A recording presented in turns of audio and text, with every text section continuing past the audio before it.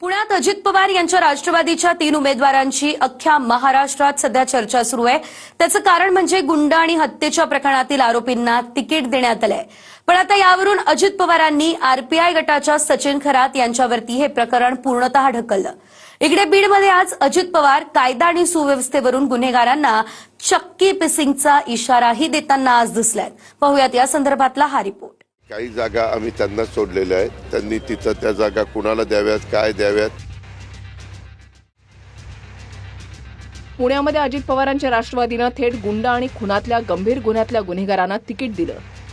पण आता अजित पवारांनी आरपीआय गटाच्या सचिन खरातांकडे बोट दाखवून पळवाट काढली। सचिन खरातांसोबत अजित पवारांच्या राष्ट्रवादीनं पुण्यामध्ये युती केली। काही जागा सचिन खरात गटाला दिल्या, पण त्या जागा अजित पवारांच्या घड्याळ चिन्हावर लढल्या जात आहेत। त्यामुळे एबी फॉर्म सचिन खरातांनी कोणाला द्यावा हा त्यांचा प्रश्न। अशा पद्धतीनं खरातांकडे ढकलून अजित पवार मोकळे झाले। गुन्हेगारांना उमेदवारी तुम्ही दिली असा आरोप होतोय। खरं तर एक शेवटच्या क्षणी अशा पद्धतीने एक मिनिट, असं नाहीये। आपण नेहमी तसं म्हणतात, तुम्ही आजपर्यंतच्या सगळ्या निवडणुका आठवा। आमची RPI, Republican party of India, Sachin Kharat यांच्याबरोबर युती झालेली आहे आणि काही जागा आम्ही त्यांना सोडलेल्या आहेत। मी त्याच्या संदर्भात वेगळी पत्रकार परिषद घेऊन आपण मीडियानी कालपासून काय चालवलं हे मी पण पाहिलेलं आहे। आपल्याला सगळ्यांना माझी कामाची पद्धत त्या ठिकाणी माहिती आहे, परंतु ज्यांच्याबरोबर आम्ही युती करतो त्यांना काही जागा सोडल्यानंतर त्यांनी तिथं त्या जागा कुणाला द्याव्यात, काय द्याव्यात, कारण आम्ही तुम्ही पत्रकार मित्रांनी पण बघितलं, शेवटच्या क्षणापर्यंत 3 वाजेपर्यंत हा एबी फॉर्म घेऊन जायचा, तो एबी फॉर्म घेऊन जायचा। गजा मारण्याच्या पत्नीला उमेदवारी देण्यात आली। जाहीर झाल्या बोलतो।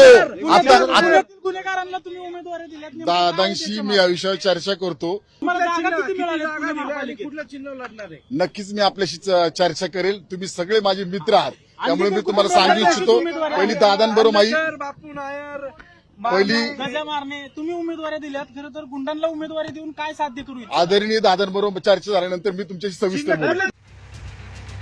आता खरंच सचिन खरातांनी जेलमध्ये असलेल्या लक्ष्मी आंदेकर, सोनाली आंदेकर आणि गुंड गजा मारण्याची पत्नी जयश्री मानेला घड्याळ चिन्हाचा एबी फॉर्म दिला का हे सांगण्यास ते तयार नाहीत। अजित पवारांशी बोलून प्रतिक्रिया देतो असं सचिन खरात म्हणतात। एरवी गुन्हेगारांना टायरमध्ये टाकण्याची भाषा करणारे अजित पवारांचेच उमेदवार पुण्यामध्ये गुंड आणि हत्या प्रकरणामध्ये आरोपी आहेत। अजित पवारांच्या राष्ट्रवादीनं जेलमध्ये असलेल्या लक्ष्मी आंदेकर आणि सोनाली आंदेकरना एबी फॉर्म दिलाय। या दोघीही आयुष कोंकर हत्या प्रकरणात